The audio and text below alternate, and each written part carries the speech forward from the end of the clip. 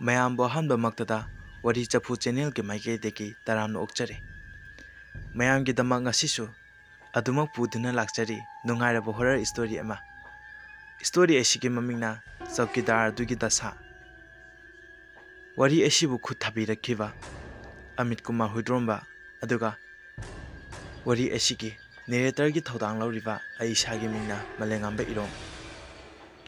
ꯋꯥꯔꯤ ꯑꯁꯤ ꯍꯤꯡꯂꯤꯕ ꯅꯠꯇ꯭ꯔꯒ ꯁꯤꯈ꯭ꯔꯕ ꯃꯤꯑꯣꯏ ꯀꯅꯥꯒꯨꯝꯕ ꯑꯃꯠꯇꯒ ꯃꯔꯤ ꯂꯩꯅꯖꯗꯦ꯫ ꯃꯁꯤꯗꯤ ꯑꯏꯕꯒꯤ ꯋꯥꯈꯜꯒꯤ ꯀꯜꯄꯅꯥꯅ ꯁꯥꯒꯠꯇꯨꯅ ꯏꯖꯈꯤꯕꯅꯤ꯫ ꯋꯥꯔꯤ ꯑꯁꯤꯗ ꯀꯅꯥꯒꯨꯝꯕꯤ ꯑꯃꯒ ꯃꯥꯟꯅꯔꯝꯕ ꯊꯣꯛꯂꯕꯁꯨ ꯃꯗꯨ ꯀꯣꯏꯟꯁꯤꯗꯦꯟꯁꯅꯤ ꯍꯥꯏꯔꯒ ꯈꯟꯕꯤꯌꯨ꯫ ꯋꯥꯔꯤ ꯑꯁꯤ ꯄꯥꯊꯣꯛꯆꯈꯤꯕ ꯃꯇꯝꯗ ꯑꯩꯒꯤ ꯁꯥꯏꯠꯇꯒꯤ ꯑꯁꯣꯏꯕ ꯀꯌꯥ ꯌꯥꯎꯈ꯭ꯔꯕꯁꯨ ꯃꯌꯥꯝꯅ ꯉꯥꯛꯄꯤꯒꯅꯤ ꯈꯜꯂꯤ꯫ ꯁꯥꯃꯨ ꯍꯣꯕꯤ ꯑꯃꯨꯛ ꯆꯦꯟꯁꯤꯜꯂꯛꯏ ꯑꯣꯐꯤꯁ ꯑꯗꯨꯗ꯫ ꯑꯁꯨꯝꯅ ꯑꯍꯜ ꯑꯣꯏꯔꯕ ꯃꯁꯥ ꯃꯎ ꯆꯥꯎꯈꯠꯂꯕ ꯃꯍꯥꯛꯅ ꯆꯦꯟꯁꯤꯜꯂꯛꯄ ꯑꯗꯨꯗꯗꯤ ꯁꯥꯏꯀꯜ ꯏꯟꯗꯨꯅ ꯆꯠꯅꯈꯤꯕ ꯁꯥꯇ꯭ꯔ ꯁꯥꯇ꯭ꯔꯤꯁꯤꯡ ꯑꯗꯨꯗꯤ ꯃꯍꯥꯛꯀꯤ ꯐꯤꯚꯝ ꯑꯗꯨꯗ ꯅꯣꯛꯏ꯫ ꯑꯗꯨꯒ ꯒꯦꯠ ꯑꯗꯨꯗ ꯍꯦꯗ ꯃꯤꯁꯇ꯭ꯔꯦꯁ ꯗꯌꯥꯕꯇꯤ ꯑꯗꯨ ꯂꯦꯞꯇꯨꯅ ꯂꯩ꯫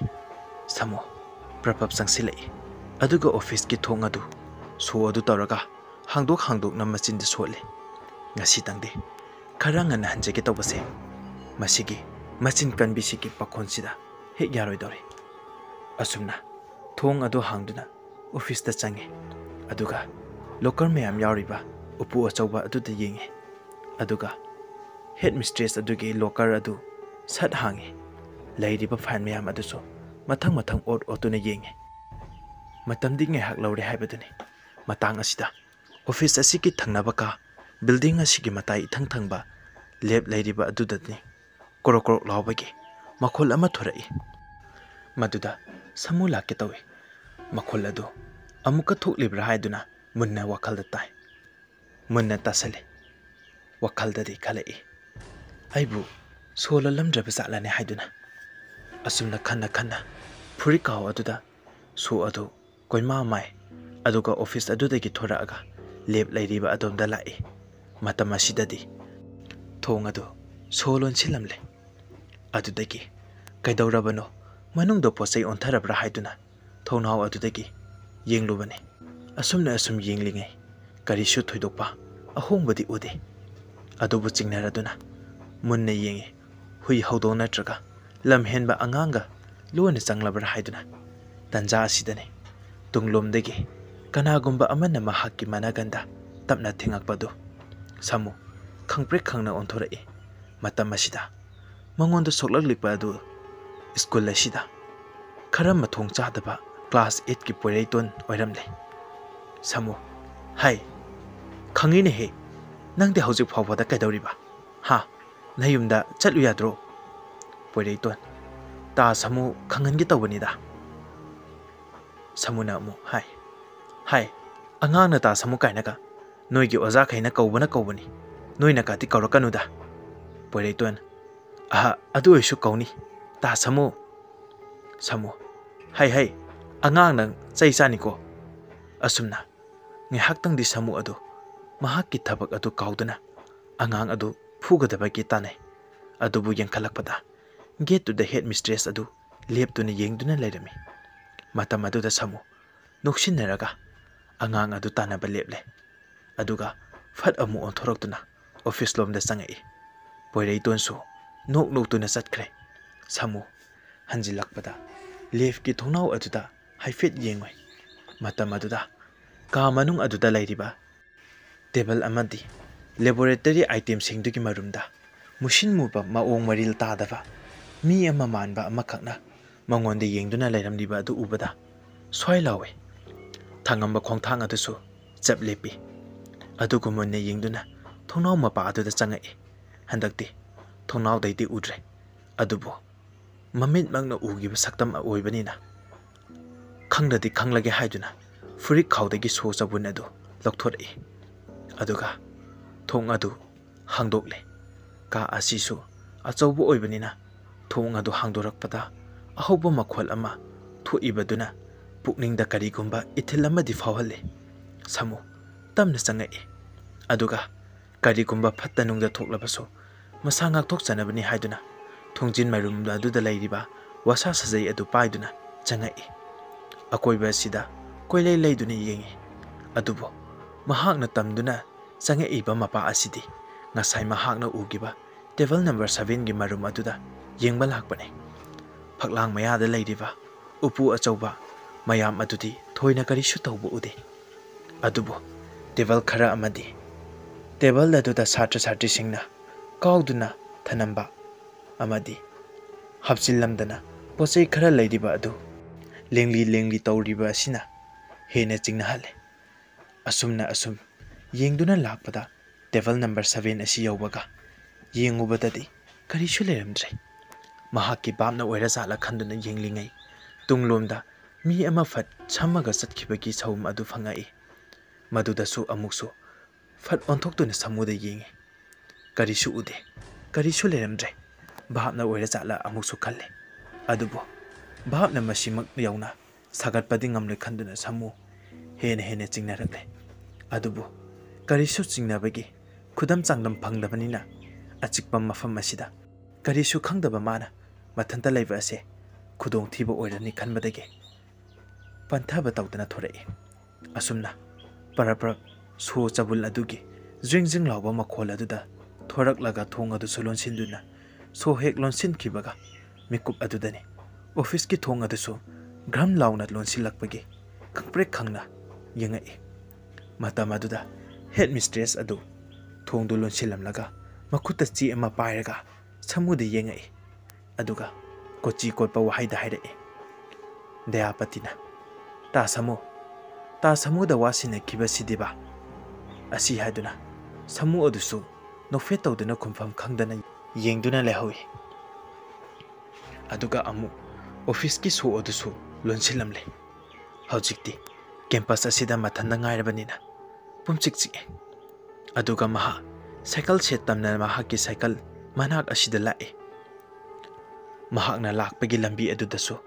ꯇꯨꯡꯂꯣꯝꯗ ꯂꯦꯐ ꯑꯗꯨꯗꯒꯤ ꯀꯅꯥꯒꯨꯝꯕ ꯑꯃꯅ ꯌꯦꯡꯉꯛꯄ ꯃꯥꯟꯕ ꯁꯍꯨꯝ ꯑꯃꯗꯤ ꯐꯪꯏ ꯑꯁꯨꯝꯅ ꯁꯃꯨ ꯆꯠꯐꯝ ꯐꯥꯎꯕ ꯈꯪꯉꯛꯇꯕꯗꯒꯤ ꯑꯣꯟꯊꯣꯛꯇꯨꯅ ꯑꯃꯨꯛ ꯌꯦꯡꯉꯨꯔꯦ ꯑꯗꯨꯕꯨ ꯀꯔꯤꯁꯨ ꯂꯩꯔꯝꯗ꯭ꯔꯦ ꯀꯤꯁꯨ ꯀꯤꯔꯦ ꯍꯥꯏꯗꯨꯅꯤ ꯑꯗꯨꯕꯨ ꯀꯩꯗꯧꯔꯨꯅꯤ ꯈꯟꯗꯨꯅ ꯁꯃꯨ ꯁꯥꯏꯀꯜ ꯁꯦꯠ ꯑꯗꯨꯗꯒꯤ ꯃꯍꯥꯛꯀꯤ ꯁꯥꯏꯀꯜ ꯑꯗꯨ ꯏꯟꯊꯣꯔꯛꯏ ꯑꯗꯨꯒ ꯃꯌꯨꯝ ꯇꯝꯅ ꯊꯧꯈ꯭ꯔꯦ ꯑꯗꯨꯕꯨ ꯆꯥꯎꯈ꯭ꯔꯕ ꯀꯦꯝꯄꯁ ꯑꯁꯤꯗꯤ ꯄꯨꯝꯆꯤꯛ ꯆꯤꯛꯍꯧꯏ ꯆꯤꯛꯇꯕ ꯍꯥꯏꯕꯕꯨ ꯐꯛꯂꯥꯡꯗ ꯊꯦꯠꯂꯤꯕ ꯒꯥꯔꯤ ꯑꯗꯨꯒꯤ ꯃꯈꯣꯜ ꯑꯗꯨꯒ ꯑꯃꯨꯛ ꯁꯥꯡꯈ꯭ꯔꯕ ꯕꯦꯔꯦꯟꯗꯥ ꯑꯁꯤꯗ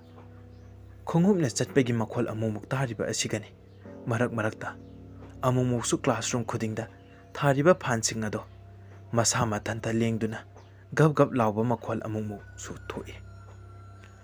ꯃꯗꯨ ꯀꯦꯝꯄꯁ ꯑꯁꯤꯗ ꯀꯅꯥꯁꯨ ꯂꯩꯇ꯭ꯔꯕꯅꯤꯅ ꯇꯥꯕꯗꯤ ꯇꯥꯗ꯭ꯔꯦ ꯊꯣꯡꯅꯥꯎ ꯄꯥꯜꯂꯤꯕ ꯃꯌꯥꯝ ꯑꯗꯨꯗꯗꯤ ꯃꯤ ꯑꯃꯅ ꯍꯪꯒꯠꯇꯅ ꯆꯠꯈꯤꯕꯒꯤ ꯃꯃꯤ ꯑꯃꯨꯛꯁꯨ ꯇꯥꯔꯤ ꯑꯗꯨꯒ ꯑꯣꯖꯥꯅ ꯐꯝꯅꯕ ꯊꯥꯔꯤꯕ ꯆꯧꯀ꯭ꯔꯤ ꯑꯗꯨꯁꯨ ꯃꯁꯥ ꯃꯊꯟꯇ ꯅꯣꯝꯃꯛꯄꯅꯆꯤꯡꯕ ꯀꯌꯥ ꯊꯣꯛꯏ ꯃꯁꯤ ꯄꯨꯝꯅꯃꯛ ꯑꯁꯤ ꯉꯁꯤ ꯉꯔꯥꯡꯒꯤ ꯊꯧꯗꯣꯛ ꯅꯠꯇꯦ ꯑꯗꯨꯕꯨ ꯍꯟꯗꯛ ꯃꯔꯛꯁꯤꯗꯤ ꯈꯔ ꯀꯟꯅ ꯍꯦꯟꯅ ꯃꯊꯤ ꯐꯣꯡꯉꯤꯕꯅꯤ ꯉꯁꯤ ꯁꯃꯨ ꯁ꯭ꯀꯨꯜ ꯉꯟꯇꯥꯅ ꯂꯥꯛꯑꯦ ꯑꯗꯨꯒ ꯑꯣꯐꯤꯁꯀꯤ ꯐꯥꯟꯁꯤꯡ ꯑꯃꯗꯤ ꯂꯩꯔꯤꯕ ꯄꯣꯠꯆꯩ ꯈꯨꯗꯤꯡꯃꯛꯇꯨ ꯂꯧꯊꯣꯛꯏ ꯇꯩꯊꯣꯛꯏ ꯏꯀꯨꯏ ꯀꯨꯏꯗꯅ ꯑꯣꯖꯥꯁꯤꯡ ꯑꯃꯗꯤ ꯁꯥꯇ꯭ꯔꯁꯤꯡꯁꯨ ꯂꯣꯏꯅ ꯂꯥꯛꯅꯔꯦ ꯒꯚꯔꯟꯃꯦꯟꯠꯒꯤ ꯁ꯭ꯀꯨꯜꯅꯤꯅ ꯁꯥꯇ꯭ꯔꯗꯤ ꯀꯌꯥ ꯂꯥꯛꯇꯦ ꯁ꯭ꯀꯨꯜꯒꯤ ꯃꯇꯝꯅꯤꯅ ꯃꯇꯝ ꯆꯥꯅ ꯀ꯭ꯂꯥꯁꯁꯨ ꯑꯗꯨꯝ ꯍꯧꯈ꯭ꯔꯦ ꯑꯗꯨꯕꯨ ꯁꯃꯨ ꯈꯣꯡ ꯍꯥꯝꯅꯤꯡꯂꯛꯄꯗꯒꯤꯗꯤ ꯇꯣꯏꯂꯦꯠ ꯂꯣꯝꯗ ꯂꯥꯛꯑꯦ ꯇꯣꯏꯂꯦꯠ ꯑꯗꯨꯗꯤ ꯀꯦꯝꯄꯁꯀꯤ ꯕꯤꯜꯗꯤꯡ ꯂꯩꯔꯤꯕ ꯑꯗꯨꯗꯒꯤ ꯈꯖꯤꯛꯇꯪꯗꯤ ꯂꯥꯞꯊꯣꯛꯑꯒ ꯁꯥꯏ ꯑꯗꯨꯅ ꯁꯃꯨ ꯇꯣꯏꯂꯦꯠꯇꯨꯗꯒꯤ ꯆꯪꯂꯒ ꯈꯣꯡ ꯍꯥꯝꯂꯤ ꯑꯗꯨꯕꯨ ꯑꯉꯥꯡ ꯃꯥꯟꯕ ꯈꯔ ꯂꯥꯛꯇꯨꯅ ꯇꯣꯏꯂꯦꯠ ꯑꯗꯨꯒꯤ ꯄꯔꯦꯡ ꯑꯗꯨꯗ ꯃꯄꯥꯟ ꯊꯣꯛꯄꯒꯨꯝꯅ ꯇꯧꯗꯨꯅ ꯋꯥꯔꯤ ꯃꯨꯔꯨꯝ ꯁꯥꯗꯨꯅ ꯂꯩꯕꯗꯨ ꯇꯥꯏ ꯑꯁꯨꯝ ꯀꯨꯏꯁꯤꯜꯂꯛꯄꯗꯒꯤꯗꯤ ꯇꯣꯏꯂꯦꯠ ꯃꯅꯨꯡꯗꯒꯤ ꯁꯃꯨꯅ ꯀ꯭ꯂꯥꯁꯇ ꯆꯠꯈꯤꯅꯕ ꯂꯥꯎꯏ ꯑꯗꯨꯕꯨ ꯃꯗꯨꯒ ꯇꯥꯕ ꯅꯠꯇꯦ ꯃꯈꯣꯏ ꯊꯣꯛꯄ ꯋꯥ ꯅꯣꯛꯇꯨꯅ ꯀꯣꯏꯆꯦꯟ ꯆꯦꯟꯗꯨꯅ ꯂꯩꯔꯤ ꯁꯃꯨ ꯀꯩꯁꯨ ꯈꯜꯂꯝꯗꯕ ꯑꯗꯣ ꯁꯥꯎꯅꯤꯡꯂꯦ ꯑꯗꯨꯗꯒꯤꯗꯤ ꯁꯠ ꯂꯣꯏꯁꯤꯟꯗꯨꯅ ꯊꯣꯡ ꯑꯗꯨ ꯊꯥꯡꯗꯣꯔꯛꯇꯨꯅ ꯊꯣꯔꯛꯄꯗꯗꯤ ꯀꯅꯥꯃꯁꯨ ꯂꯩꯔꯝꯗ꯭ꯔꯦ ꯑꯁꯨꯝꯅ ꯂꯝꯄꯥꯛꯂꯣꯝꯗꯁꯨ ꯀꯅꯥꯃꯠꯇ ꯂꯩꯔꯝꯗ꯭ꯔꯦ ꯃꯇꯝꯁꯤꯗ ꯁꯥꯎꯅꯤꯡꯂꯕꯗꯤ ꯂꯥꯏꯔꯗꯅ ꯅꯨꯡꯊꯤꯟ ꯄꯣꯕꯣꯞ ꯑꯁꯤꯗ ꯀꯔꯤꯅꯣ ꯇꯧꯔꯤꯁꯦ ꯍꯥꯏꯗꯨꯅ ꯈꯧꯇꯛ ꯆꯥꯏ ꯇꯣꯏꯂꯦꯠꯁꯤꯡ ꯑꯗꯨ ꯐꯖꯅ ꯌꯦꯡꯁꯤꯜꯂꯝꯂꯒ ꯆꯪꯂꯛꯄꯗꯗꯤ ꯕꯦꯜ ꯌꯩꯕꯒꯤ ꯃꯇꯝ ꯌꯧꯔꯛꯂꯦ꯫ ꯑꯁꯨꯝꯅ ꯕꯦꯜ ꯑꯗꯨꯁꯨ ꯌꯩꯔꯦ꯫ ꯕꯦꯜ ꯌꯩꯕꯒꯤ ꯑꯣꯖꯥ ꯀ꯭ꯂꯥꯁ ꯑꯃꯗꯒꯤꯅ ꯑꯃꯗ ꯁꯤꯟꯅꯕ ꯃꯇꯝ ꯑꯗꯨꯗ ꯉꯥꯏꯍꯥꯛꯇꯪꯗꯤ ꯐ꯭ꯔꯤ ꯑꯣꯏꯕ ꯃꯇꯝ ꯑꯁꯤꯗ ꯃꯍꯧꯁꯥꯅ ꯁꯥꯇ꯭ꯔꯁꯤꯡ ꯈꯔ ꯃꯈꯩꯗꯤ ꯑꯗꯨꯝ ꯂꯥꯡꯉꯦ꯫ ꯑꯗꯨꯅ ꯁꯥꯃꯨꯁꯨ ꯃꯗꯨ ꯌꯦꯡꯗꯨꯅ ꯂꯩ꯫ ꯑꯁꯨꯝꯅ ꯑꯃꯨꯛ ꯌꯦꯡꯗꯨꯅ ꯂꯩꯔꯤꯉꯩ ꯂꯝꯄꯥꯛ ꯃꯆꯥ ꯑꯗꯨ ꯂꯥꯟꯊꯣꯛꯑꯒ ꯂꯩꯔꯤꯕ ꯂꯦꯐ ꯑꯗꯨꯗ ꯑꯃꯨꯛ ꯍꯦꯛ ꯌꯦꯡꯉꯨꯔꯦ꯫ ꯍꯟꯗꯛꯇꯤ ꯃꯤꯇ꯭ꯔꯪ ꯅꯠꯇ꯭ꯔꯦ꯫ ꯁꯥꯃꯨ ꯃꯍꯥꯛꯀꯤ ꯃꯃꯤꯠꯅ ꯃꯌꯦꯛ ꯁꯦꯡꯅ ꯎꯔꯦ꯫ ꯃꯗꯨꯗ ꯂꯦꯐꯀꯤ ꯊꯣꯡꯅꯥꯎꯒꯤ ꯃꯤꯡꯁꯦꯜ ꯑꯗꯨꯗ ꯅꯨꯄꯤ ꯑꯃꯈꯛ ꯉꯧꯔꯣꯛ ꯉꯧꯕ ꯃꯃꯥꯏ ꯑꯃꯒ ꯂꯣꯏꯅꯅ ꯐꯤꯃꯨ ꯁꯦꯠꯄꯤ ꯑꯃꯈꯛꯅ ꯃꯉꯣꯟꯗ ꯌꯦꯡꯉꯛꯏꯕꯗꯨ ꯎꯔꯤ꯫ ꯑꯗꯨꯅ ꯃꯔꯝ ꯑꯣꯏꯔꯒ ꯁꯥꯃꯨ ꯃꯤꯐꯝ ꯍꯣꯡꯗ꯭ꯔꯦ꯫ ꯍꯟꯗꯛꯇꯤ ꯈꯪꯗꯗꯤ ꯈꯪꯂꯒꯦ ꯍꯥꯏꯗꯨꯅ ꯌꯦꯡꯗꯗꯤ ꯌꯦꯡꯂꯒꯦ, ꯈꯪꯗꯗꯤ ꯈꯪꯂꯒꯦ, ꯌꯦꯡꯗꯗꯤ ꯌꯦꯡꯂꯒꯦ ꯍꯥꯏꯗꯨꯅ ꯑꯗꯨꯅ ꯃꯔꯝ ꯑꯣꯏꯔꯒ ꯃꯍꯥꯛꯅ ꯂꯩꯔꯤꯕ ꯃꯐꯝ ꯑꯗꯨꯗ ꯁꯥꯃꯨ ꯃꯤꯠꯐꯝ ꯃꯆꯤ ꯑꯃ ꯐꯥꯎꯕꯗ ꯍꯣꯡꯗꯅ ꯇꯞꯅ ꯇꯞꯅ ꯊꯣꯔꯛꯏ꯫ ꯑꯗꯨꯒ ꯂꯝꯄꯥꯛ ꯃꯌꯥꯏ ꯑꯗꯨꯗ ꯌꯧꯕꯗꯁꯨ ꯅꯨꯄꯤ ꯑꯗꯨ ꯃꯆꯤ ꯑꯃꯠꯇ ꯂꯦꯡꯗꯦ꯫ ꯃꯍꯥꯛꯁꯨ ꯃꯤꯠꯐꯝ ꯀꯔꯤꯃꯠꯇ ꯍꯣꯡꯗꯅ ꯑꯁꯨꯝ ꯆꯪꯁꯤꯜꯂꯛꯄꯗꯒꯤꯗꯤ ꯅꯨꯄꯤ ꯑꯗꯨ ꯃꯔꯨꯝ ꯑꯃꯗ ꯇꯞꯅ ꯆꯪꯈ꯭ꯔꯦ꯫ ꯑꯗꯨꯗꯒꯤꯗꯤ ꯁꯥꯃꯨ ꯑꯗꯨꯁꯨ ꯈꯣꯡꯖꯦꯜ ꯈꯔ ꯊꯨꯖꯜꯂꯛꯏ꯫ ꯂꯦꯐꯀꯤ ꯍꯦꯛ ꯃꯃꯥꯡꯗ ꯌꯧꯕꯗꯗꯤ ꯅꯨꯄꯤ ꯑꯗꯨ ꯃꯔꯨꯝ ꯑꯃꯗ ꯆꯪꯈ꯭ꯔꯦ꯫ ꯑꯗꯨꯗꯒꯤ ꯁꯥꯃꯨꯁꯨ ꯍꯥꯊꯨ ꯍꯥꯊꯨ ꯐꯨꯔꯤꯠꯈꯥꯎꯗꯒꯤ ꯁꯨ ꯆꯕꯨꯟ ꯑꯗꯨ ꯂꯧꯊꯣꯛꯏ꯫ ꯍꯣꯕꯦ ꯍꯣꯕꯦ ꯇꯧꯕꯅ ꯃꯔꯝ ꯑꯣꯏꯔꯒ ꯁꯨ ꯑꯗꯨ ꯊꯤꯕ ꯐꯪꯗ꯭ꯔꯤ꯫ ꯉꯥꯏꯍꯥꯛ ꯃꯇꯝ ꯀꯥꯟꯅꯔꯕ ꯃꯇꯨꯡꯗ ꯍꯥꯡꯕ ꯌꯥꯔꯦ꯫ ꯍꯦꯛ ꯍꯥꯡꯗꯣꯛꯄꯒ ꯁꯥꯃꯨ ꯆꯦꯟꯆꯠ ꯆꯠꯇꯨꯅ ꯆꯥꯎꯈ꯭ꯔꯕ ꯂꯦꯐ ꯑꯗꯨꯒꯤ ꯃꯅꯨꯡꯗꯨꯗ ꯀꯣꯏꯆꯦꯟ ꯆꯦꯜꯂꯤ꯫ ꯑꯗꯨꯒ ꯎꯄꯨꯒꯤ ꯊꯣꯡꯁꯤꯡꯁꯨ ꯍꯥꯡꯗꯣꯛꯇꯨꯅ ꯀꯅꯥ ꯀꯅꯥ ꯂꯣꯠꯂꯤꯕꯅꯣ ꯀꯣꯏꯌꯦꯡ ꯌꯦꯡꯂꯤꯕꯅꯤ꯫ ꯐꯪꯗ꯭ꯔꯦ꯫ ꯁꯥꯃꯨ ꯂꯋꯥꯏ ꯂꯨꯇꯣꯟ ꯁꯥꯠꯂꯦ꯫ ꯍꯧꯖꯤꯛꯇ ꯎꯈꯤꯕꯗꯨ ꯃꯤꯇ꯭ꯔꯪꯁꯨ ꯅꯠꯇꯦ꯫ ꯑꯗꯨꯒ ꯀꯝꯗꯧꯅ ꯃꯤ ꯑꯃꯕꯨ ꯊꯣꯡ ꯊꯣꯡꯅꯥꯎ ꯂꯣꯟꯁꯤꯜꯂꯝꯃꯒ ꯀꯥ ꯑꯃꯒꯤ ꯃꯅꯨꯡꯗ ꯃꯥꯡꯈ꯭ꯔꯤꯕꯅꯣ ꯈꯟꯅ ꯃꯀꯣꯛꯇꯨꯗ ꯃꯈꯨꯠꯅ ꯄꯥꯏꯔꯒ ꯂꯩꯔꯤ꯫ ꯑꯁꯨꯝꯅ ꯂꯩꯔꯤꯉꯩ ꯇꯨꯡꯗꯒꯤ ꯀꯅꯥꯒꯨꯝꯕ ꯑꯃꯅ ꯇꯥ ꯄꯥꯏꯔꯛꯄꯗ ꯈꯪꯄ꯭ꯔꯦꯛ ꯈꯪꯅ ꯆꯣꯡꯉꯤ꯫ ꯑꯣꯟꯊꯣꯔꯛꯄꯗꯗꯤ ꯍꯦꯗ ꯃꯤꯁꯇ꯭ꯔꯦꯁ ꯗꯌꯥꯄꯇꯤ ꯑꯣꯏꯔꯝꯂꯦ꯫ ꯗꯌꯥꯄꯇꯤ, ꯇꯥ ꯁꯥꯃꯨ, ꯀꯩꯗꯧꯔꯒꯦ? ꯀꯔꯤ ꯃꯥꯡꯈ꯭ꯔꯒꯦ? ꯁꯥꯃꯨ, ꯀꯩꯁꯨ ꯃꯥꯡꯗꯦꯗ꯫ ꯀꯔꯤꯅꯣꯝꯃ ꯁꯨꯝ꯫ ꯗꯌꯥꯄꯇꯤ,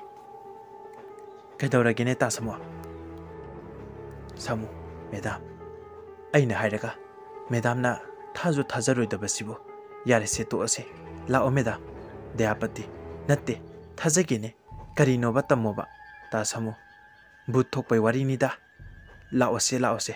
ꯑꯩ ꯊꯣꯡꯁꯦ ꯂꯣꯟꯁꯤꯜꯂꯝꯂꯒꯦ꯫ ꯉꯁꯤꯗꯤ ꯂꯦꯞꯁꯨ ꯇꯥꯔꯝꯗꯨꯕ ꯃꯥꯟꯗꯦ, ꯊꯥꯡꯖꯅꯤꯅ꯫ ꯗꯌꯥꯄꯇꯤ, ꯇꯥ ꯁꯥꯃꯨꯁꯤꯗꯤꯕ ꯑꯁꯦꯡꯕ ꯍꯦꯛ ꯍꯥꯏꯌꯨ ꯌꯥꯗꯦꯍꯦ꯫ ꯑꯁꯨꯝꯅ ꯑꯣꯖꯥ ꯑꯁꯤꯁꯨ ꯊꯣꯛꯈ꯭ꯔꯦ꯫ ꯁꯥꯃꯨꯁꯨ ꯊꯣꯡ ꯑꯗꯨ ꯂꯣꯟꯁꯤꯟꯅ ꯑꯃꯨꯛꯇꯪꯗꯤ ꯑꯔꯣꯏꯕ ꯑꯣꯏꯅ ꯁꯠ ꯁꯠ ꯌꯦꯡꯉꯝꯃꯤ꯫ ꯑꯗꯨꯕꯨ ꯀꯔꯤꯁꯨ ꯑꯍꯣꯡꯕꯗꯤ ꯎꯗꯦ꯫ ꯃꯍꯥꯛꯀꯤ ꯋꯥꯈꯜꯗꯗꯤ ꯈꯜꯂꯤꯕꯅꯤ ꯑꯁꯨꯝꯅ, ꯍꯦꯗ ꯃꯤꯁꯇ꯭ꯔꯦꯁ ꯑꯃꯗꯤ ꯑꯇꯩ ꯁ꯭ꯇꯥꯐꯇ ꯃꯇꯥꯡ ꯑꯁꯤꯗ ꯍꯥꯏꯔꯁꯤꯔꯥ ꯍꯥꯏꯗꯨꯅ꯫ ꯑꯗꯨꯕꯨ ꯑꯃꯨꯛꯁꯨ ꯐꯥꯒꯤ ꯇꯥꯊꯣꯛꯑꯒ ꯀꯔꯤꯁꯨ ꯁꯦꯔꯤꯌꯁ ꯑꯣꯏꯅꯗꯅ ꯇꯣꯛꯑꯗ꯭ꯔꯥ ꯈꯟꯕꯅ ꯀꯔꯤꯁꯨ ꯍꯥꯏꯗ꯭ꯔꯦ꯫ ꯑꯗꯨꯕꯨ ꯂꯥꯏꯕꯛ ꯊꯤꯕꯗꯤ ꯀ꯭ꯂꯥꯁ ꯂꯣꯏꯁꯤꯜꯂꯛꯄꯗ ꯃꯤꯇꯤꯡ ꯑꯃꯈꯛ ꯇꯧꯏ꯫ ꯃꯗꯨꯗ ꯍꯦꯗ ꯃꯤꯁꯇ꯭ꯔꯦꯁ ꯑꯗꯨꯅ ꯑꯁꯨꯝꯅ ꯍꯥꯏꯔꯛꯏ, ꯗꯌꯥꯄꯇꯤ, ꯑꯗꯨꯅꯤ ꯑꯩꯅ ꯍꯥꯏꯔꯤꯁꯦ,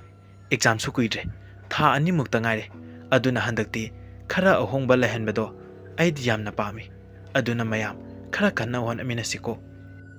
ꯃꯔꯝ ꯑꯗꯨꯃꯛꯇꯗꯅꯤ ꯑꯣꯖꯥ ꯑꯃꯅ ꯑꯁꯨꯝꯅ ꯑꯃꯨꯛ ꯍꯥꯏꯔꯛꯏ, ꯑꯗꯣ ꯑꯣꯖꯥ,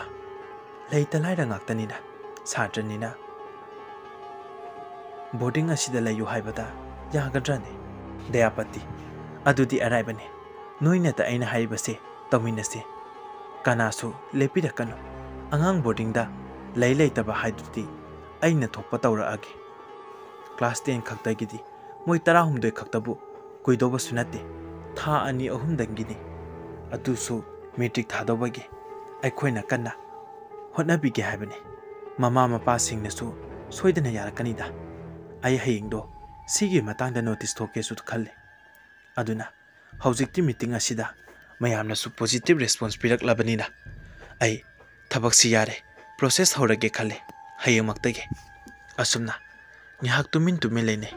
ꯑꯗꯨꯗꯒꯤ ꯑꯣꯖꯥ ꯑꯗꯨꯅ ꯃꯇꯥꯡ ꯑꯁꯤꯗ ꯃꯤꯇꯤꯡꯁꯤ ꯂꯣꯏꯁꯤꯜꯂꯁꯤ ꯍꯥꯏꯗꯨꯅ ꯂꯣꯏꯁꯤꯟꯅꯔꯦ꯫ ꯑꯗꯨꯒ ꯑꯣꯖꯥ ꯑꯅꯝꯕꯅꯁꯨ ꯆꯠꯅꯈ꯭ꯔꯦ꯫ ꯑꯗꯨꯕꯨ ꯁ꯭ꯀꯨꯜꯒꯤ ꯑꯣꯏꯕ ꯈꯨꯗꯤꯡꯗꯤ ꯂꯣꯏꯁꯤꯜꯂꯤꯕ ꯁꯥꯃꯨ ꯑꯃꯗꯤ ꯗꯌꯥꯄꯇꯤ, ꯃꯈꯣꯏ ꯑꯅꯤꯃꯛ ꯈꯛꯇꯗ ꯉꯥꯏꯔꯦ꯫ Samudi wakalse enung nungaitre. Ikui kuidana sarkar gi school gi infrastructure gi maong maril kaya tadaba asida matau karamna satra satri sing oza sing amadi mahaksu yauna punna atinba matangi boarding dauna laigani haibasida matha sare adubo pumna maksing asi atainadi khangdabanina deapatiti adum chatkre samu office to loshina wakal masa masa khanba horai hanu thangsida mahakpu mayamna ga hainaba buttamna ba kaina hainabado tawdoi chalane thengna doi chala khalli adubo amuksu hek thoina khanjilude maramdi asuk yamna sokhalaba kansida adumba tho oi asini aduna maram oraga wakal khara yangthokna sairiba che changsing adu loisilamle asumna lairingai ngasi su amuk hawrakle thangnaba lepki ka aduda korkok lawbagi makhol ama piktakna thokliba adu matam asidasu samu wakal khara yangtho urasu kainomadi amuk khalai aduna tapna mahakna tawriba adu loisilamlaga aduga khongka makhol thokhandana thorai ka adudagi aduga cheptharaklaga lefki thongnau aduda yenglui handakti mayek sengna ure musuk muba fizol setpa masamna kamlak yobu makai thadoktuna tung onthokuna instrument kya hapiba upu aduda makoktuna kokok yesinduna madu ubada samu humang marik karae adubo khongpham chahawraduna serang amada nesilubadagidi makhol tholakpa aduda nupi adu chaplepkhre samu kimalladuna fatphamthai ugidana bahaiduna ngihak tangdi tuminale adubo manungdagi tapna thorakpadagi makhol adu tarai matam sidati samu mi paiba horakle karibu thokadoribana khanduna mihungi khongjelsu kantak torai nupi aduso tapna thoraktuna thong aduda dangtang thilai samu mahakki mathawakta thinjilakpagumna dangdang launa mihun adu chungle amurak anirak thilamlaga tumina laikre minute ama animu tumina laigibadagidi samu tapna thongnau aduda likhatlaga yengi kina handakti kana sulemtre adudagi samu hogolaga akoibaduda koyengi karimata udaba adudadi parapra thong adu so hangdokle aduga changai handakso karimata udre kiboi lakpoi chingnaboi kariwoi kanano haiduna koikoi adubo kana sukhumlakpadi leite put break oramasu khara masadagi ngakthoknabani haiduna lev asida thamba maikhet ama makhutna pai aduga banar ama tawduna mai chukalaga mahak adugi akoibada koicha chatle aduga machindasu kanano haiduna koikoi karisu ahongba leitrabada asidadi amuksu hek sauningi haiduna tanja asida amu mahakki nupi adugi kol lakpada khangpre khangi nupi aduna moi pawo samu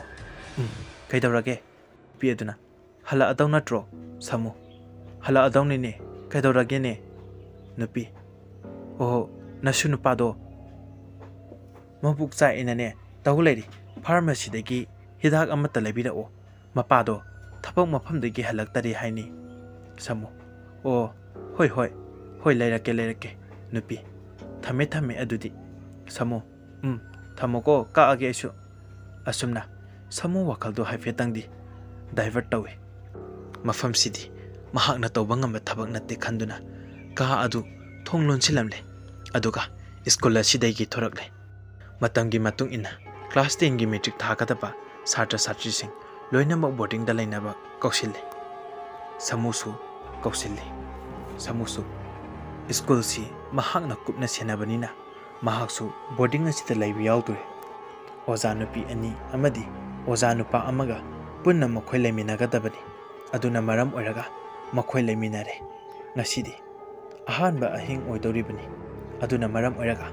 angang singsi tumhanarasi haiduna kada sanghanduna tumhalle samuga oza amagadi ka amada tumpham seme ka adu farak tabadagi yamna chawa holdumna tawba amada tumba tare aduna kachin amada makhoi anigi tumpham semle ꯑꯇꯩ ꯁꯥꯇ꯭ꯔꯁꯤꯡ ꯑꯃꯗꯤ ꯑꯣꯖꯥ ꯅꯨꯄꯤꯈꯩꯒ ꯇꯨꯝꯅꯕ ꯁꯦꯝꯅꯈ꯭ꯔꯦ꯫ ꯁꯥꯃꯨꯒ ꯂꯩꯃꯤꯟꯅꯒꯗꯕ ꯑꯣꯖꯥ ꯑꯁꯤꯗꯤ ꯅꯍꯥꯅꯤ, ꯄꯥꯈꯪꯅꯤ꯫ ꯑꯗꯨꯅ ꯃꯔꯝ ꯑꯣꯏꯔꯒ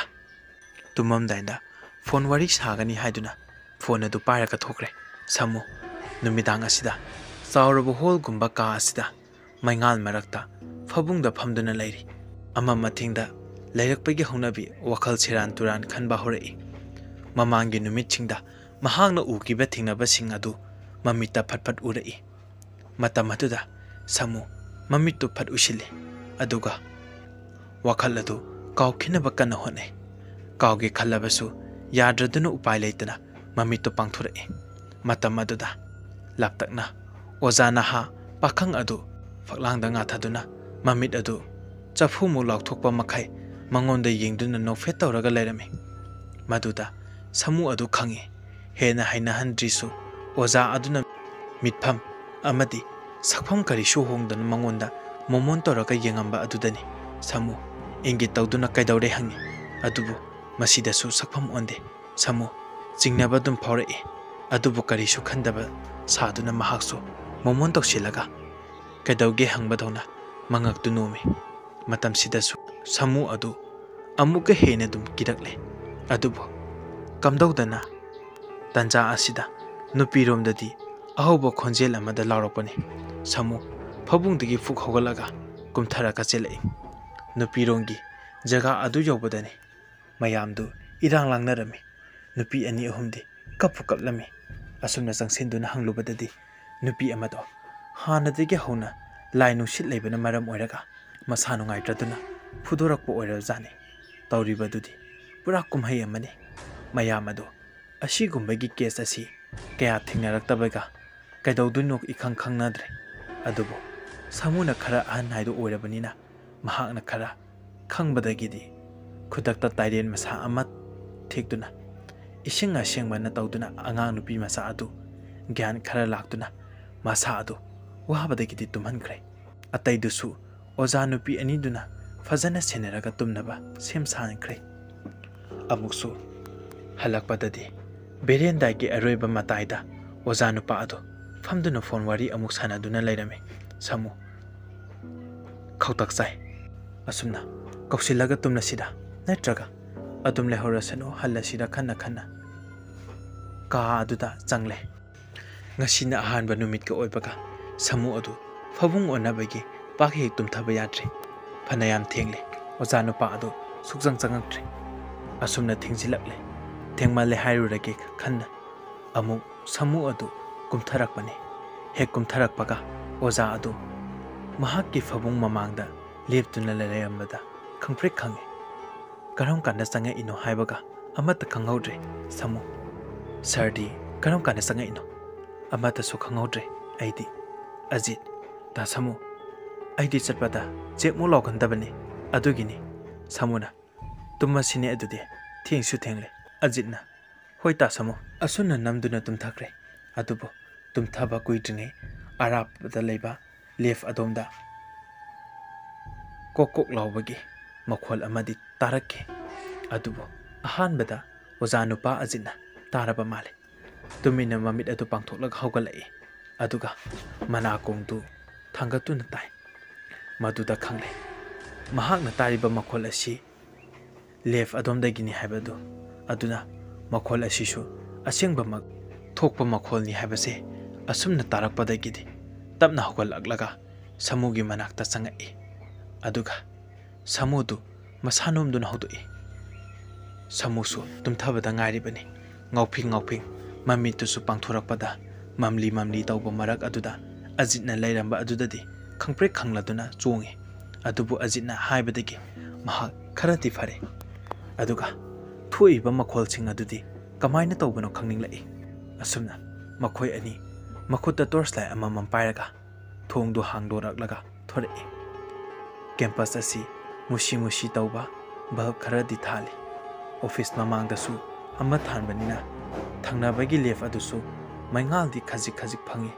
ꯑꯗꯨꯕꯨ ꯑꯃꯝꯕꯅ ꯍꯦꯜꯂꯦ꯫ ꯑꯁꯨꯝꯅ ꯃꯈꯣꯏ ꯑꯅꯤ ꯃꯈꯨꯠꯇ ꯇꯣꯔꯆ ꯂꯥꯏꯠ ꯑꯃꯃꯝ ꯄꯥꯏꯔꯒ ꯊꯣꯡꯗꯨ ꯍꯥꯡꯗꯣꯔꯛꯂꯒ ꯊꯣꯛꯂꯛꯏ꯫ ꯀꯦꯝꯄꯁ ꯑꯁꯤ musi musi tauba bulb kharadi thali office mamang dudasu ama thanbanina thangnabagi left adusu maingaldi khajik phangi adubo amambane hele laptakna makhoi ani na torch light tu left ki thong aduda kapsilubadati thong adugi mayada karap tawduna gab gab launa nomaga leirame maduda makhoi ani yengai madu tamna lai samudi hana namasigi ka asigi hainadaba mawong sing kaya thengna khrabani aduna mahakti taseni kirabani ahal oijarabasu adubu angang mamangsida akibati uthokpa yadrabanina lairibani asum asum changsilakpada thong adu hanugumna gab gab lengli yamna kina hangoi hangoina samugi makuna thong adu paiduna tapna lunsile matam asidade karisu tawkidre so adusu lolana asumna gagap launa nomba asidade makhoi ani chingnaraduna ajina tapna hare tasamo nushitsu mande kaino yengsira samo karisu oramoida asi haina su adu amuk hangle aduka changai bulb ki switch singdusu fat on tawba matamdadi somda tumliba nupi macha singdugi marakta ngasai lai tongkiba adu mikap thorakle mamit adumadi mushin muri angoba saruk amata yaudre samu amasung ajichu ka aduda changduna thongnau singado marol ama check tawe ajit karisu khanjinde adubo samudu ngarang na hanchu asi kumbasi thenarabanina yamnadi tallabani asumna karisu tawri thoklasi haiduna thoraklaga su adu mulon sili aduga onthorak patati athapata lairiba nupi rongi berenda aduda nupi macha amakhak chaptingna leplibadu ure maduda makhoi ani chapyungna leptingtingna leplaga wadi amata hainadana yengduna lei madu ubada samudi hena dum kire torchlight ani maktu kapsinduna mamito sangtoktuna yenglubadadi nupi macha adu ngasai lai tonggibaduni haibado samudi khangle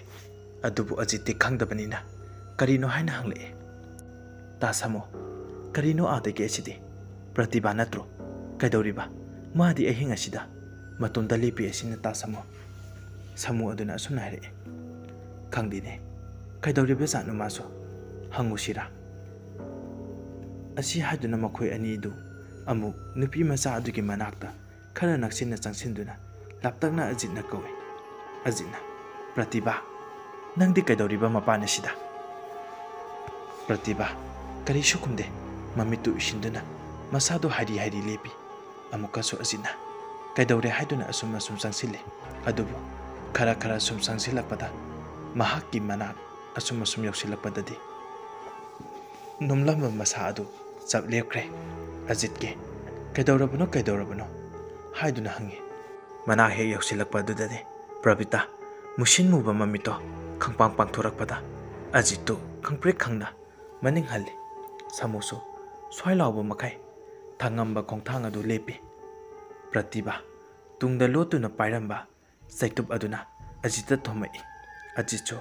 phana kanadi laithokchabani adubo nang haudraduna laibakta panbadagi amuktang kanna lauramnaga laimaida haithakre aduga prabita mayadu higatna kanna noklaga chenkre samu chensinduna ajitbu haugatli aduga koilaw lawrai oza ataigesu tanaba haiduna khudakta thangnaba ka adudagi nupi macha sing amadi oza nupi ani du chinthore samu pakat na paw sing adu tami aduga ajitbuna gya laknaba haiduna asokpadu phanaba nupi macha khara tawraga phabungda thangjinkre aduga oza nupi ani siga samugana chenkriba nupi macha adu thiba chenthore sarkar gi school ni haijarabasu block matat thoktuna campus yamna chawba school ni lampaksu ani ahum tongan laiba school ni aduna khongna chatpada akoiba gi campus thongbada matam adum change samu kirabasu kina nupi macha sing asi ki khrabadi bera ama oirani khaiduna kidaba saduna mahana lamjing duna purakle lambi da sana wari suli ꯑꯗꯨꯒ head mistress ꯑꯗꯨꯁꯨ ꯄꯥꯎꯁꯤ ꯄꯤꯍꯧꯕꯅ ꯆꯨꯝꯒꯅꯤ ꯍꯥꯏꯗꯨꯅ ꯑꯣꯖꯥ ꯅꯨꯄꯤ ꯑꯃꯅ call ꯇꯧꯏ꯫ ꯑꯍꯤꯡꯒ ꯑꯣꯏꯕꯅ ꯄꯥꯛꯅꯁꯨ ꯄꯥꯏꯔꯛꯇ꯭ꯔꯦ꯫ ꯑꯁꯨꯝꯅ ꯀꯣꯜ ꯇꯧꯅ ꯂꯥꯛꯂꯤꯕ ꯑꯣꯖꯥ ꯅꯨꯄꯤ ꯑꯗꯨꯁꯨ ꯃꯅꯤꯡ ꯏꯊꯪ ꯊꯪꯍꯧꯔꯦ꯫ ꯑꯁꯨꯝꯅ ꯆꯦꯟꯆꯠ ꯆꯦꯜꯂꯛꯄꯗ ꯑꯣꯖꯥ ꯅꯨꯄꯤ ꯑꯃꯗꯤ ꯁꯥꯃꯨꯒ ꯈꯛꯇꯃꯛ ꯑꯣꯏꯔꯝꯂꯦ꯫ ꯇꯨꯡ ꯑꯣꯟꯊꯣꯔꯛꯄꯗ ꯑꯣꯖꯥ ꯅꯨꯄꯤ ꯑꯃꯗꯨꯗ ꯐꯣꯟ ꯑꯗꯨ ꯃꯦꯠꯂꯤꯉꯩ ꯃꯍꯥꯛꯅꯁꯨ ꯌꯦꯡꯊꯣꯛꯂꯨꯕꯗꯗꯤ ꯁꯥꯃꯨꯒ ꯑꯣꯖꯥ ꯑꯃꯗꯨꯒꯗꯤ ꯂꯩꯔꯝꯗ꯭ꯔꯦ꯫ ꯉꯥꯏꯍꯥꯛ ꯉꯛꯆꯥꯅꯗꯨꯅ ꯂꯩꯔꯤꯉꯩ ꯃꯍꯥꯛꯅ ꯂꯦꯞꯇꯨꯅ ꯂꯩꯔꯤꯕ ꯀꯥ ꯑꯗꯨꯗ ꯄ꯭ꯔꯇꯤꯚꯥꯒꯤ ꯈꯣꯟꯖꯦꯜ ꯃꯥꯟꯕ ꯑꯃꯅ ꯀꯞꯇꯨꯅ ꯂꯩꯔꯤꯕꯗꯨ ꯇꯥꯔꯛꯏ꯫ ꯃꯇꯝ ꯑꯗꯨꯗ ꯑꯣꯖꯥ ꯅꯨꯄꯤ ꯑꯁꯤ ꯃꯅꯥꯀꯣꯡꯗꯒꯤ ꯐꯣꯟꯗꯨ ꯇꯞꯅ ꯂꯧꯊꯣꯛꯏ ꯑꯗꯨꯒ ꯊꯣꯡꯗ ꯈꯖꯤꯛ ꯍꯥꯡꯗꯨꯅ ꯂꯩꯔꯤꯕ ꯀꯥ ꯑꯗꯨꯗ ꯆꯪꯉꯛꯏ꯫ ꯀꯥ ꯑꯗꯨ ꯀꯝꯄ꯭ꯌꯨꯇꯔ ꯔꯨꯝꯅꯤ ꯑꯗꯨꯅ ꯄꯥꯔꯇꯤꯁꯟꯁꯨ ꯀꯌꯥꯃꯔꯨꯝ ꯂꯩ꯫ ꯐꯣꯟ ꯑꯗꯨꯗꯒꯤ ꯃꯩꯉꯥꯜ ꯑꯗꯨ ꯇꯧꯔꯒ ꯇꯞꯅ ꯇꯞꯅ ꯃꯈꯣꯜ ꯊꯣꯛꯍꯟꯗꯅ ꯆꯪꯉꯛꯏ꯫ ꯁꯥꯇ꯭ꯔꯤ ꯑꯗꯨꯒꯤ ꯃꯃꯤꯡ ꯀꯧꯗꯨꯅ ꯆꯪꯒꯗꯕꯗꯨꯁꯨ ꯀꯔꯤꯒꯨꯝꯕ ꯃꯍꯥꯛ ꯆꯪꯉꯛꯏ ꯈꯪꯈ꯭ꯔꯕꯗꯤ ꯑꯃꯨꯛ ꯐꯥꯕ ꯅꯪꯍꯧꯗꯕꯁꯨ ꯌꯥꯏ ꯍꯥꯏꯗꯨꯅ ꯆꯦꯟꯈ꯭ꯔꯅꯤ ꯈꯟꯗꯨꯅ ꯆꯪꯉꯛꯄꯅꯤ꯫ ꯇꯨꯃꯤꯟꯅ ꯑꯁꯨꯝ ꯆꯪꯉꯛꯄꯅ ꯀꯥ ꯑꯗꯨꯒꯤ ꯄꯥꯔꯇꯤꯁꯟ ꯑꯔꯣꯏꯕꯒꯤ ꯄꯔꯦꯡ ꯑꯗꯨꯗ ꯌꯧꯔꯛꯂꯦ꯫ ꯀꯥꯆꯤꯟ ꯏꯊꯪ ꯊꯪꯕꯗ ꯃꯨꯁꯤ ꯎꯔꯤꯕ ꯑꯃꯨꯕ ꯑꯃ ꯇꯥꯁꯤꯟꯗꯨꯅ ꯂꯩꯕꯗꯨ ꯍꯦꯛ ꯎꯔꯛꯏ꯫ ꯃꯗꯨ ꯄ꯭ꯔꯇꯤꯚꯥ ꯁꯣꯏꯗꯅ ꯑꯣꯏꯒꯅꯤ ꯍꯥꯏꯗꯨꯅ ꯁꯨꯝ ꯆꯪꯁꯤꯜꯂꯛꯄꯗꯗꯤ ꯀꯥ ꯑꯁꯤꯒꯤ ꯊꯣꯡ ꯑꯗꯨ ꯘꯝ ꯂꯥꯎꯅ ꯂꯣꯟꯁꯤꯟꯈ꯭ꯔꯦ꯫ ꯃꯗꯨꯗ ꯑꯣꯖꯥ ꯑꯁꯤ ꯊꯣꯡꯗꯨꯗ ꯐꯠ ꯌꯦꯡꯉꯤ ꯌꯥꯝꯅ ꯄꯥꯈꯠꯅ꯫ ꯑꯗꯨꯒ ꯑꯣꯟꯊꯣꯔꯛꯄꯗꯗꯤ ꯄ꯭ꯔꯇꯤꯚꯥꯗꯨ ꯃꯍꯥꯛꯀꯤ ꯃꯃꯥꯡꯗ ꯂꯦꯞꯇꯨꯅ ꯀꯟꯅ ꯂꯥꯎꯁꯤꯜꯂꯛꯏ꯫ ꯃꯇꯝ ꯑꯗꯨꯗ ꯑꯣꯖꯥ ꯑꯗꯨ ꯃꯅꯥꯀꯣꯡ ꯃꯦꯟꯁꯤꯟꯗꯨꯅ ꯃꯃꯤꯠꯇꯨ ꯎꯏꯁꯤꯟꯗꯨꯅ ꯀꯟꯅ ꯂꯥꯎꯔꯛꯂꯒ ꯀꯞꯂꯛꯏ꯫ ꯃꯇꯝ ꯑꯗꯨꯗ ꯁꯣꯝꯗꯁꯨ ꯁꯥꯃꯨꯒ ꯑꯣꯖꯥ ꯑꯃꯒꯁꯨ ꯃꯈꯣꯜꯗꯨ ꯇꯥꯔꯛꯄꯗꯒꯤ ꯀꯔꯝꯕ ꯔꯨꯝꯗꯩꯅꯣ ꯍꯥꯏꯗꯨꯅ ꯀꯣꯏꯀꯧ ꯀꯧꯗꯨꯅ ꯆꯦꯜꯂꯛꯏ꯫ ꯃꯇꯝ ꯑꯁꯤꯗ ꯊꯦꯡꯅꯔꯦ ꯃꯗꯨꯗꯤ ꯀꯝꯄ꯭ꯌꯨꯇꯔ ꯔꯨꯝꯗꯒꯤ ꯊꯣꯡ ꯑꯗꯣ ꯒꯝ ꯊꯤꯟꯗꯨꯅ ꯃꯅꯨꯡꯗꯒꯤ ꯑꯣꯖꯥ ꯅꯨꯄꯤꯗꯨꯅ ꯀꯞꯂꯒ ꯃꯍꯥꯛꯄꯨ ꯀꯟꯕꯤꯅꯕ ꯍꯥꯏꯔꯛꯂꯤꯕꯗꯨ ꯇꯥꯔꯦ꯫ ꯁꯥꯃꯨ ꯑꯃꯗꯤ ꯑꯣꯖꯥ ꯑꯃꯗꯨꯒ ꯇꯥꯔꯒ ꯊꯣꯡ ꯑꯗꯨ ꯅꯝꯈꯥꯏꯅꯕ ꯇꯧꯏ ꯑꯗꯨꯕꯨ ꯄꯥꯛꯅ ꯍꯦꯛ ꯌꯥꯗꯦ꯫ ꯇꯟꯖꯥ ꯑꯁꯤꯗ ꯑꯃꯨꯛ ꯑꯔꯥꯞꯄꯒꯤ ꯕꯦꯔꯦꯟꯗꯥ ꯑꯃꯗ ꯃꯩ ꯃꯨꯁꯤ ꯊꯥꯟꯕ ꯕꯜꯕꯁꯤꯡꯒꯤ ꯃꯔꯛ ꯑꯗꯨꯗ ꯄ꯭ꯔꯕꯤꯇꯥꯅ ꯃꯈꯨꯠꯇ ꯊꯥꯡꯒꯠꯇꯨꯅ ꯀꯟꯅ ꯅꯣꯛꯂꯒ ꯆꯦꯟꯈꯤꯕꯗꯨ ꯃꯈꯣꯏ ꯑꯅꯤꯃꯛꯅ ꯎꯔꯦ꯫ ꯃꯗꯨꯗ ꯃꯈꯣꯏ ꯑꯅꯤ ꯑꯉꯛꯄꯅ ꯄꯤꯛ ꯊꯟꯈ꯭ꯔꯦ꯫ ꯇꯧꯐꯝ ꯈꯪꯗ꯭ꯔꯗꯨꯅ ꯉꯥꯏꯍꯥꯛ ꯌꯦꯡꯅꯩ ꯑꯗꯨꯒ ꯁꯥꯃꯨꯅ ꯍꯥꯏꯔꯝꯃꯤ, "ꯊꯣꯡ ꯑꯁꯤ ꯐꯛꯀꯥꯏꯔꯝꯃꯨ, ꯑꯩ ꯑꯉꯥꯡꯁꯤ ꯇꯥꯟꯅꯔꯒ ꯐꯥꯔꯨꯒꯦ" ꯍꯥꯏꯗꯨꯅ ꯆꯦꯟꯈ꯭ꯔꯦ꯫ ꯑꯁꯨꯝꯅ ꯉꯥꯏꯍꯥꯛꯇꯪꯁꯤꯗ ꯈꯟꯐꯝ ꯈꯪꯗ꯭ꯔꯕ ꯋꯥꯈꯜꯗ ꯃꯈꯣꯏ ꯇꯣꯈꯥꯏ ꯇꯥꯔꯦ꯫ ꯃꯅꯨꯡꯗꯒꯤ ꯑꯣꯖꯥ ꯑꯃꯗꯨ ꯀꯞꯂꯒ ꯂꯥꯎꯔꯛꯄꯁꯨ ꯂꯦꯞꯇꯦ ꯑꯗꯨꯒ ꯃꯄꯥꯟꯗꯒꯤ ꯑꯣꯖꯥ ꯑꯃꯗꯨꯗꯁꯨ ꯀꯟꯅ ꯊꯣꯡ ꯑꯗꯨ ꯍꯥꯡꯗꯣꯛꯅꯕ ꯅꯝꯕ ꯂꯦꯞꯇꯦ꯫ ꯁꯥꯃꯨ ꯇꯣꯔꯆ ꯂꯥꯏꯠ ꯑꯗꯨ ꯀꯥꯞꯄꯒ ꯇꯥꯟꯅꯔꯛꯄꯅ ꯄ꯭ꯔꯕꯤꯇꯥ ꯂꯦꯞꯀꯤ ꯀꯥ ꯑꯗꯨꯗ ꯆꯪꯈ꯭ꯔꯦ꯫ ꯑꯗꯨꯕꯨ ꯁꯥꯃꯨꯅ ꯆꯦꯟꯁꯤꯜꯂꯛꯄꯗꯗꯤ ꯂꯦꯞꯀꯤ ꯀꯥ ꯑꯗꯨ ꯁꯣ ꯂꯣꯜꯂꯝꯃꯤ꯫ ꯁꯥꯃꯨ ꯑꯗꯨꯛꯀꯤ ꯃꯇꯤꯛ ꯉꯛꯏ꯫ ꯊꯋꯥꯏ ꯑꯃꯅ ꯄꯨꯝꯅꯃꯛ ꯑꯁꯤ ꯇꯧꯍꯟꯕ ꯑꯣꯏꯔꯕꯁꯨ ꯀꯝꯗꯧꯅ ꯊꯣꯡ ꯂꯣꯜꯂꯤꯕ ꯑꯁꯤꯗ ꯇꯒꯠ ꯇꯦꯛꯂꯤꯕ ꯇꯥꯏꯕꯪ ꯃꯤ ꯑꯃꯕꯨ ꯆꯪꯗꯣꯏꯅꯣ ꯈꯜꯂꯤ꯫ ꯑꯗꯨꯕꯨ ꯑꯉꯥꯡ ꯑꯗꯨꯗꯤ ꯀꯟꯗꯕ ꯌꯥꯗꯦ ꯍꯥꯏꯗꯨꯅ ꯊꯣꯡ ꯑꯗꯨ ꯍꯥꯡꯗꯣꯛꯏ ꯑꯗꯨꯒ ꯃꯩꯁꯤꯡꯗꯨꯁꯨ ꯑꯃꯨꯛ ꯐꯠ ꯊꯥꯜꯂꯤ꯫ ꯃꯇꯝꯁꯤꯗꯗꯤ ꯀꯥꯆꯤꯟꯒꯤ ꯐꯛꯂꯥꯡ ꯑꯗꯨꯗ ꯃꯊꯛ ꯏꯊꯪ ꯊꯪꯕꯗ ꯀꯔꯤꯁꯨ ꯌꯥꯎꯗꯅ ꯄ꯭ꯔꯕꯤꯇꯥ ꯅꯞꯇꯨꯅ ꯅꯣꯛꯂꯒ ꯃꯍꯥꯛꯅ ꯆꯪꯂꯛꯂꯤꯕꯗꯨ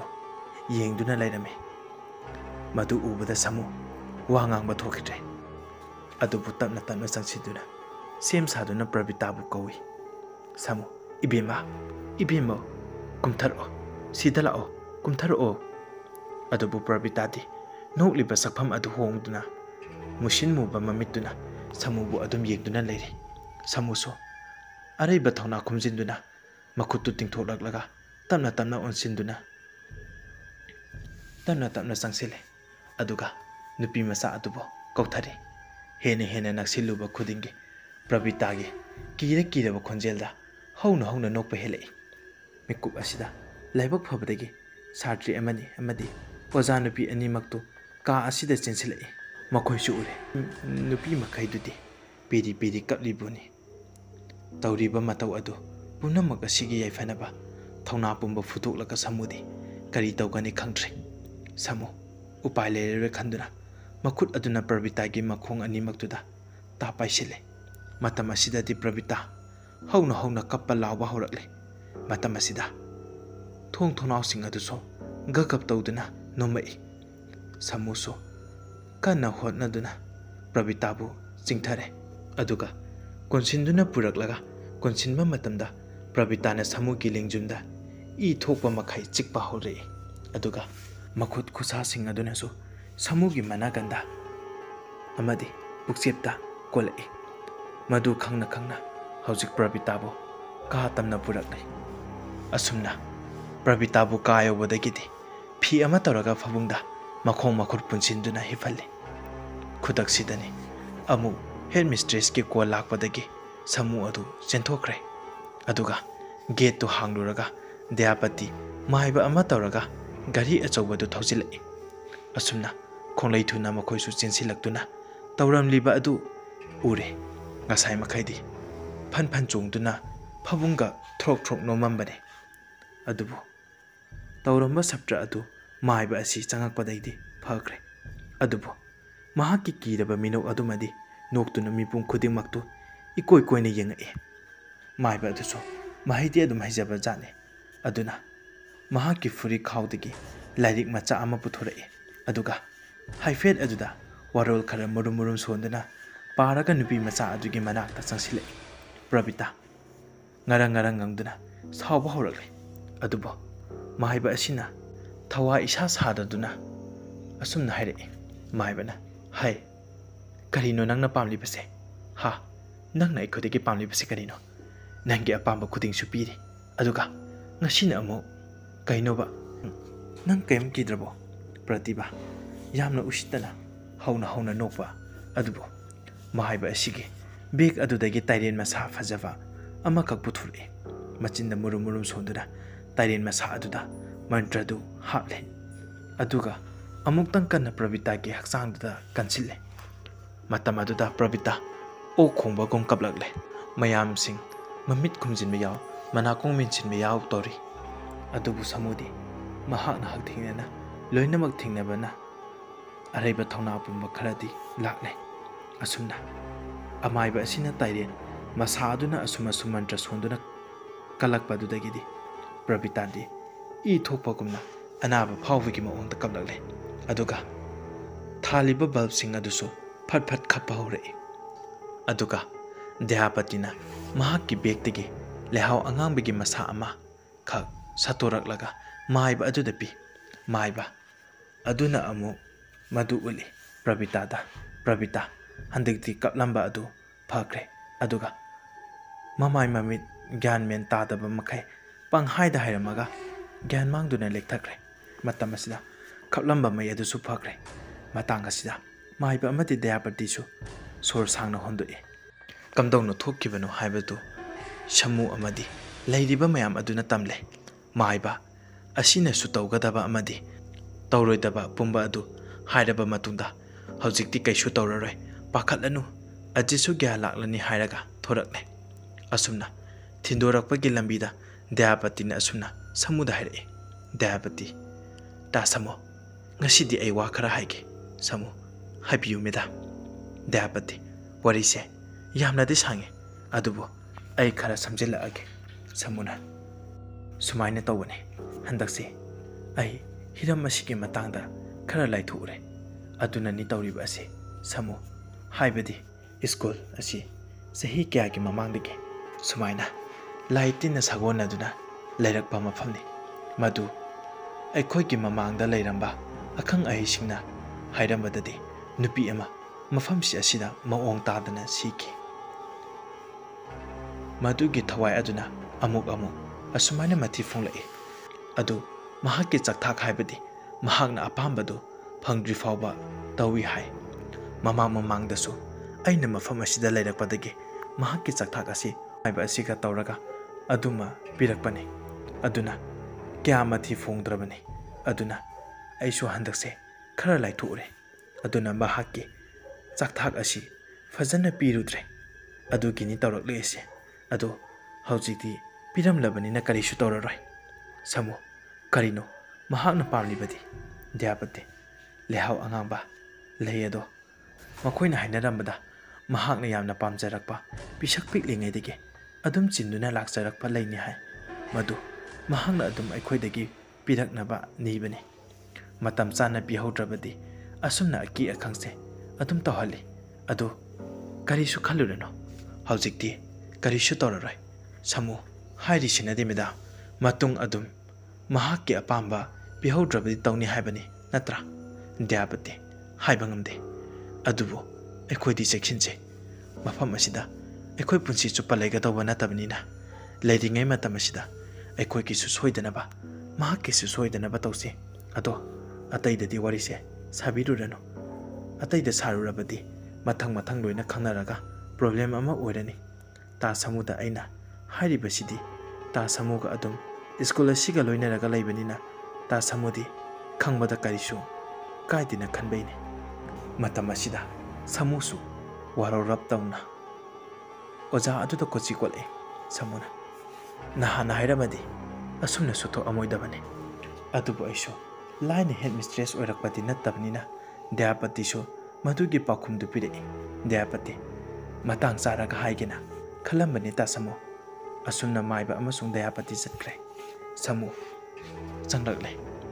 mahakna changlakpadadi ajichu gyan taramle pratibha su saning tana sor horlaga tumnamle ataidusu pakhatpado loinamuk pharamle adubo samugi wakhaldadi liram liba wari kya aduna itaw tawhale mataw asumna karisu tawkidre school asi metric exam su thaba loinakre boarding day su angang chatnakre khanghaude sahi ani ahum lanchinkre karigumba amata samugi mafamda thokriba school asi santi oikre adubo itha thajadana headmistress adsi transfer chatkidore matam asida samu kitangdi chingnarap tawi adubo karibudi hairuni karibudi mahakna tawruni samusu sahi yamsilakpagi pension chatle aduna school asidagi pothare makhoina school asidagi hiklap thokkibaga school asidi hanagumna aki akhang khara thorakpagi pawadu samu tarai matam aduda samu mating diyamna pangning lagi adubo pangphamdi khangdraduna Dayapati bu thiba chatke adubo ngaglibadi Dayapati su yamna naha oina taibang pada thadokre maram hanglubadadi manglaknaraga sibani hainari adubu samudi madu khaktana maha sibu sungoi oiramloi haiba simadi mahakna thajari matang asida saukidar dugi dasa haidiba wari asi lusinjari mayam aina wari asi pathusakiba matamda soikiba lankiba punama ngakpiyo kolna matung tarakpadaso channel asida thagalakpa wari kya ama thagalakpa matamda mayam sungsoi soidana like share comment amadi channel asibu subscribe tawbiyo channel asina lairiba makhaidi mayam gi damakta nungai raba wari kya ama matam chuppada pujarake mayam su tarano oktuna channel asibu matam chuppagi oina support tawbiyo haiduna narrator aigi side ki channel gi mahu sinduna appeal tawjari